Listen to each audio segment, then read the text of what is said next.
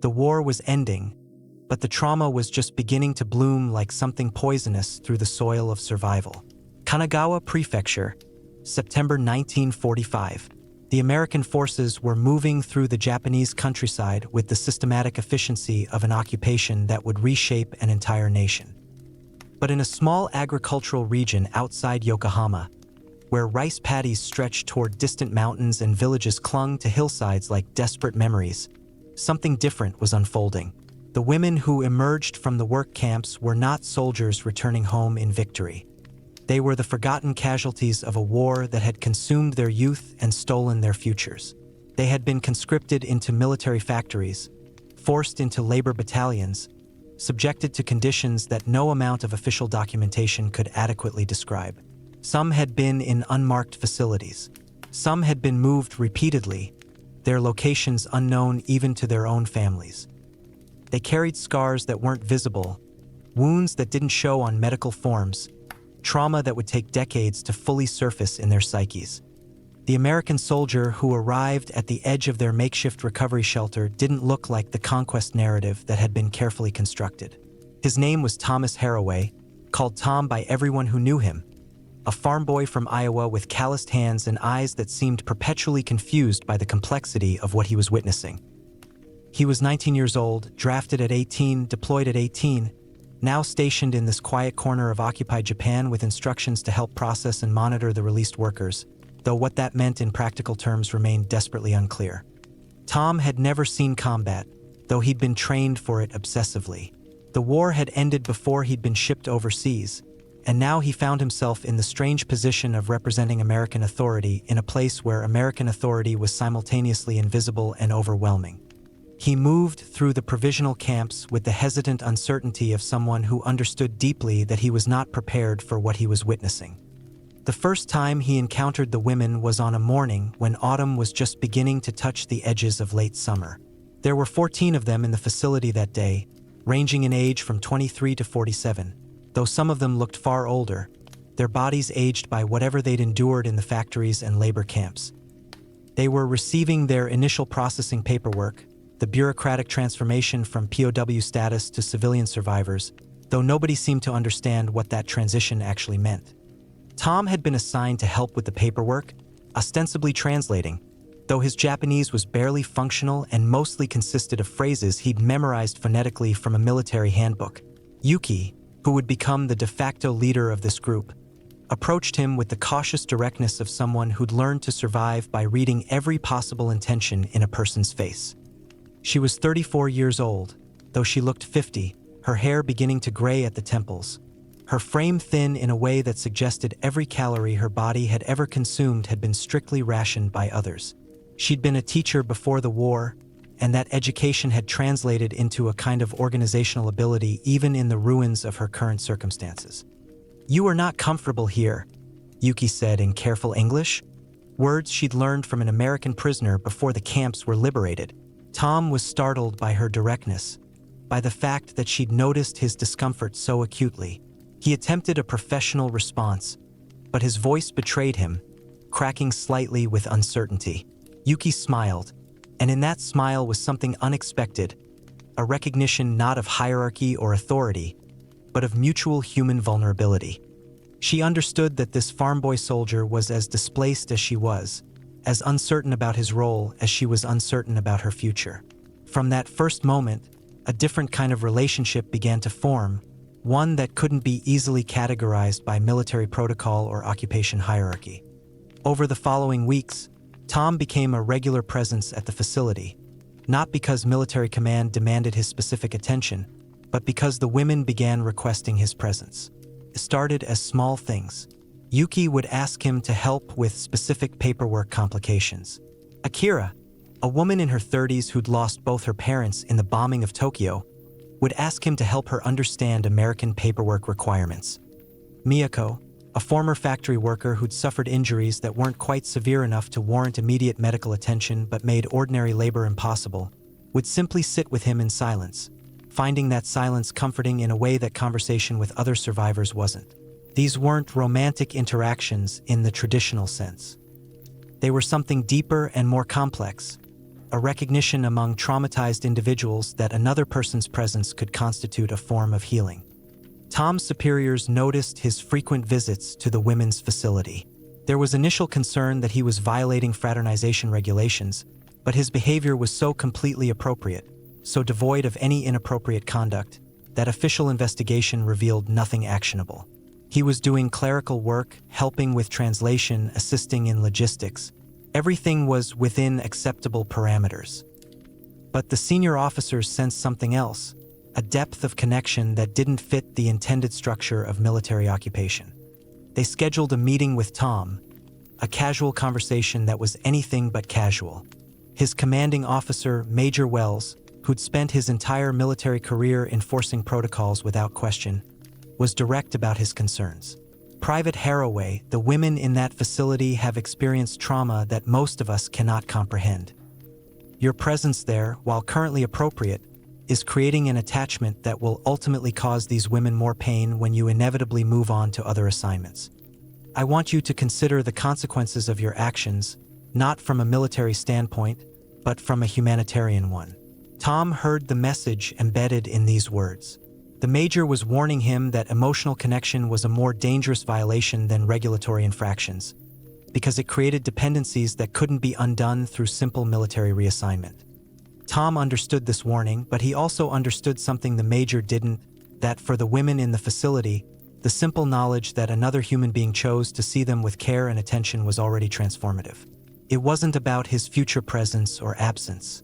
It was about the moment they were living in right now, the profound importance of being recognized as human beings rather than casualties of war.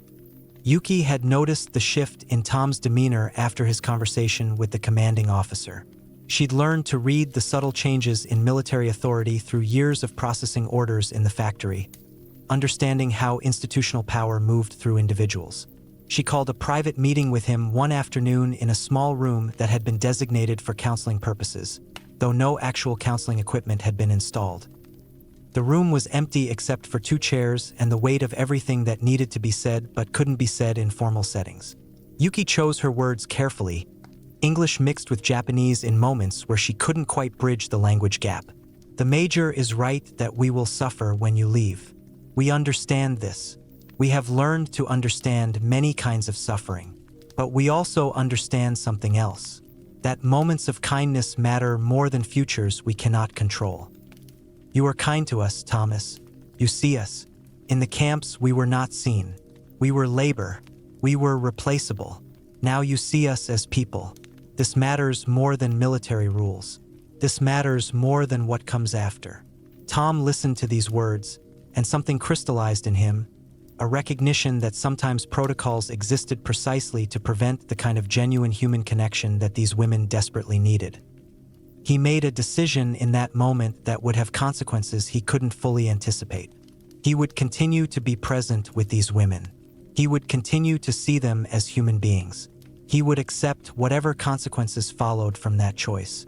He told Yuki this, and she reached across the distance between them and placed her hand on his arm, not in a romantic gesture, but in a gesture of recognition. They had chosen each other in the most complicated way that such a choice could be made. The other women began to understand what was happening, not through explicit communication, but through the subtle ways that Yuki began to advocate for them collectively. She organized their paperwork more effectively. She ensured that every woman in the facility had access to the medical resources that Tom could help arrange through proper channels. She created systems of support that Tom facilitated without necessarily understanding the full scope of what he was participating in. And the women, in their own ways, began to express their gratitude not through words but through small gestures that were deeply meaningful within Japanese cultural context. Hannah, a woman in her 40s who'd worked in a textile factory and suffered permanent damage to her hands, began teaching Tom to prepare simple Japanese meals using the limited ingredients available in the camp kitchen. She showed him how to hold chopsticks properly, how to approach food with gratitude, how the simple act of eating together could be a form of communion. As autumn deepened and the weather began to turn cold, the women approached Tom with a request that startled him in its directness. Yuki was the spokesperson, as always, but this request came from consensus among all of them. They asked him if he would be willing to understand their request not as a soldier or authority figure, but as a young man who they'd come to trust. The request, when it came, broke every regulation in the military handbook. They asked him to help them leave the facility, not to escape, but to depart with proper documentation, to resettle in communities where they might begin to rebuild lives. The Japanese government was in chaos, military structures were collapsing, and the women understood that their status as released POWs left them in a precarious liminal space where they could easily be lost in bureaucratic processes that had never accounted for their existence. Tom was torn between his military obligations and his understanding that these women's futures depended on actions that no official channel would authorize. Yuki sensed his internal conflict and spoke again. "We are not asking you to betray your country or your uniform. We are asking you to recognize that the war has ended. The categories that seemed absolute, the protocols that governed everything, they are becoming irrelevant. What is relevant is what we choose to do with the moment we have been given.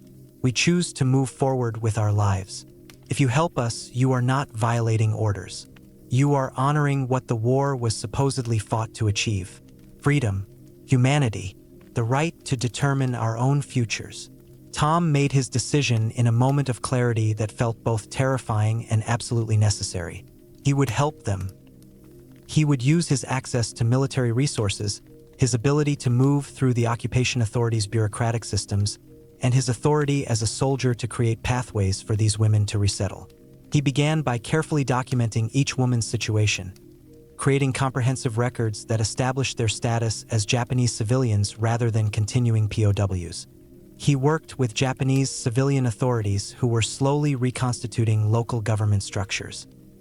He connected women with family members when such connections could be made, and when family connections were impossible or dangerous, he helped establish them in communities where they might find work and shelter. The process took months, and it required an elaborate system of coordination that never broke a single explicit military regulation, though it certainly violated the spirit of occupation protocols. Tom would move through the American military bureaucracy with a new identity, no longer the reluctant farm boy but an efficient processor of repatriation paperwork. His superiors didn't question his work because it was exemplary. He was clearing out the facility, processing women out of the system, reducing the administrative burden on the occupation force. What they didn't understand was that he was clearing out the facility according to the women's own design, in coordination with Yuki's careful planning. Miyako was the first to leave. Tom had connected her with a textile collective in Kyoto that was attempting to rebuild manufacturing capacity. The owner of the facility had been a former colleague of her father's and agreed to employ her based on Tom's careful recommendation.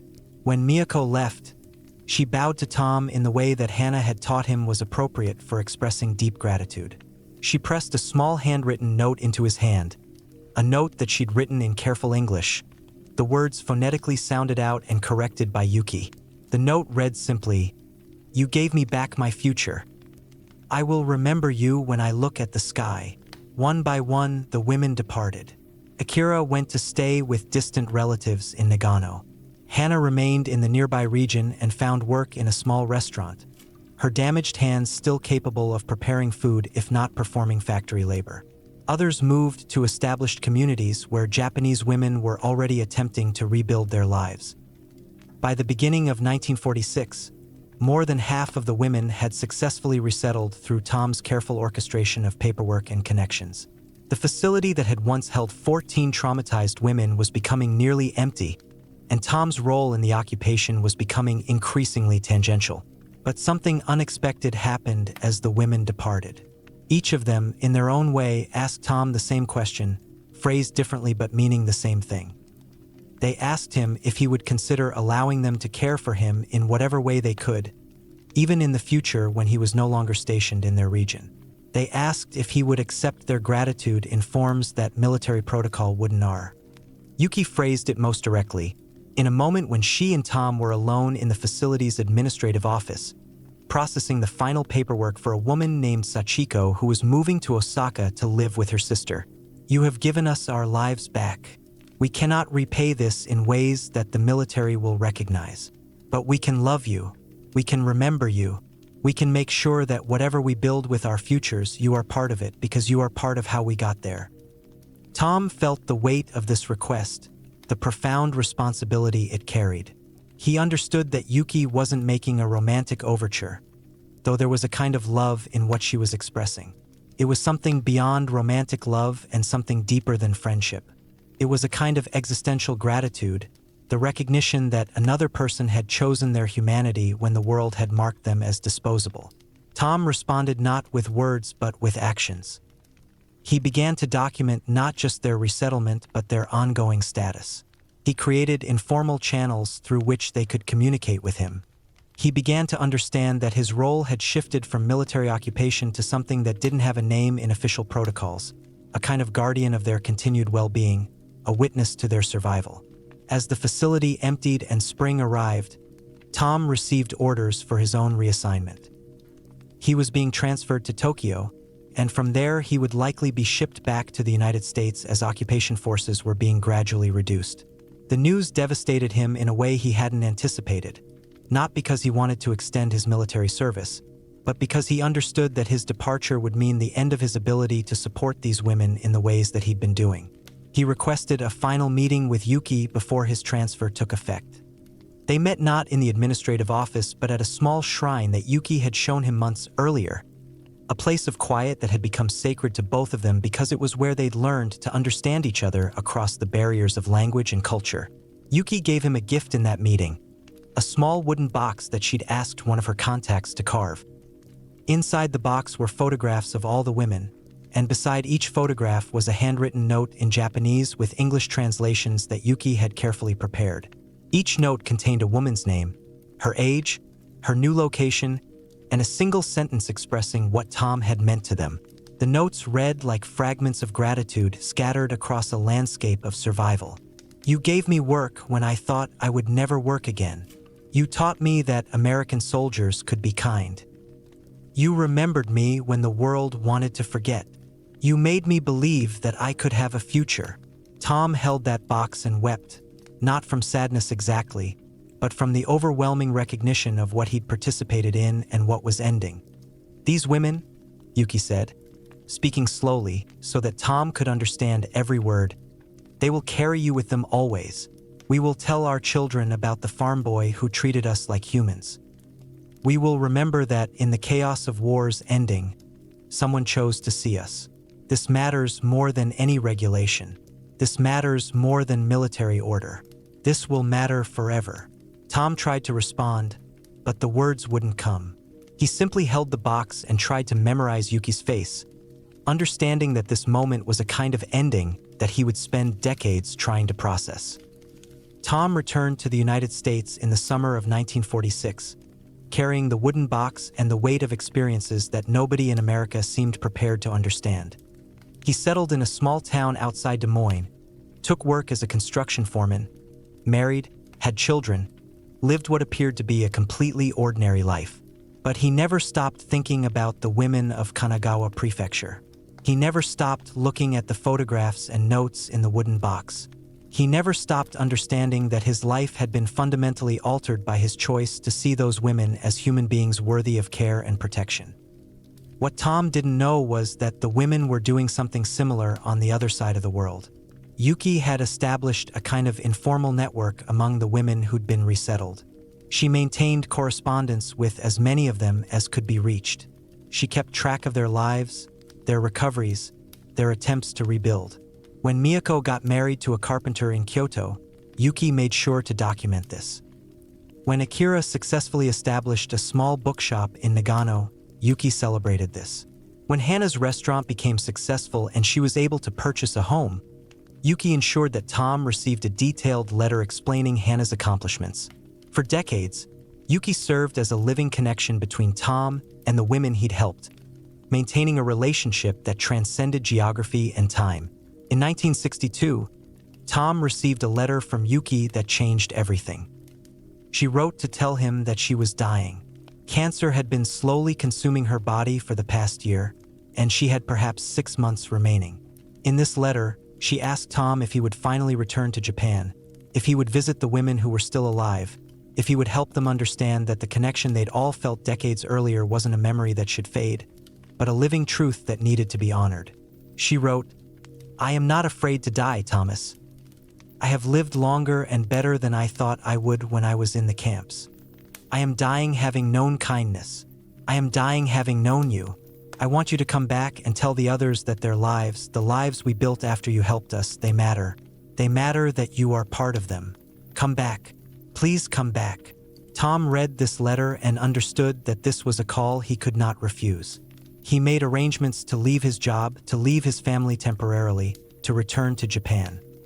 His wife, though she didn't fully understand what he'd experienced in those early months of occupation, recognized that this journey was necessary and not something she could ask him to postpone. In the winter of 1962, Tom returned to Kanagawa Prefecture for the first time in 17 years. He was 36 years old now, no longer the confused farm boy, but a man who'd built a life and raised children. He rented a small car and drove to the region where the facility had been, though the building itself was long gone, replaced by newer structures that had no memory of what had occurred within its walls. Yuki was still alive when he arrived, though barely. She was staying with her sister in a small house on the edge of Yokohama, and when Tom walked through the door, he found her propped up on cushions near a window that looked toward distant mountains. She was skeletal now, her body consumed by the disease that was killing her, but her eyes still carried the light of recognition. When she saw Tom, she smiled, a smile of such profound contentment that Tom understood immediately that his coming back had been the final gift she'd been waiting for. "You remembered," Yuki said in English, her voice barely a whisper. "You remembered us." Tom spent 2 weeks in Japan, traveling between the communities where the women had resettled. He met Miyako and her family, was welcomed as a relative rather than a stranger. He sat in Hannah's restaurant and ate food that she prepared specifically for him, watched how her hands, still damaged from factory work, moved with the grace of someone who'd rebuilt her life despite her injuries.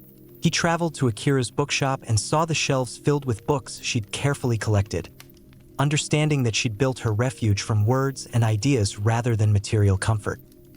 Each meeting was a kind of reunion with people he hadn't seen in nearly 2 decades, but whose lives had been shaped by decisions he'd made in those early months of occupation. On his final evening in Japan, Tom returned to the shrine where he and Yuki had met for the last time before his first departure. He was surprised to find that several of the women had gathered there, as if they'd been waiting for him. Yuki was there too, carried by 2 of her sisters, her body barely able to support itself, but her determination to be present overwhelming any physical limitation. They sat together in silence as the sun began to set, and in that silence was the entire history of their connection. Everything that had been built in those chaotic months after war's end, everything that had sustained them across the years of separation. Yuki spoke first, her voice carrying the authority it had always carried, even as her body failed. "We want you to know that what you did, helping us leave that place, rebuilding our lives, this was not just an act of kindness. This was an act of resistance. You resisted the occupation's attempt to keep us invisible. You resisted the military's effort to reduce us to paperwork and statistics. You chose our humanity. That choice continues to ripple forward. We told our children about you. We taught them that enemies can become friends, that kindness is possible even in circumstances designed to prevent it. We made sure that your choice would not be forgotten." The women presented Tom with a gift before he departed, a sculpture that they'd collectively commissioned from an artist in Kyoto. The sculpture depicted 2 figures standing together, one taller and one shorter, their hands linked, their forms emerging from what appeared to be wreckage. The artist had titled it "Bridge After War." It was beautiful and devastating, and exactly what Tom needed to carry home with him. When he left Japan, he carried that sculpture, and he carried the understanding that his life had been part of something larger than himself, that his choice to see those women as human had been a small act of resistance that had accumulated consequences across decades. Yuki died 3 months after Tom's visit, but not before she'd written him one final letter, a letter that arrived after her death. In it, she explained what she'd understood about Tom, what she'd wanted him to know before she left the world.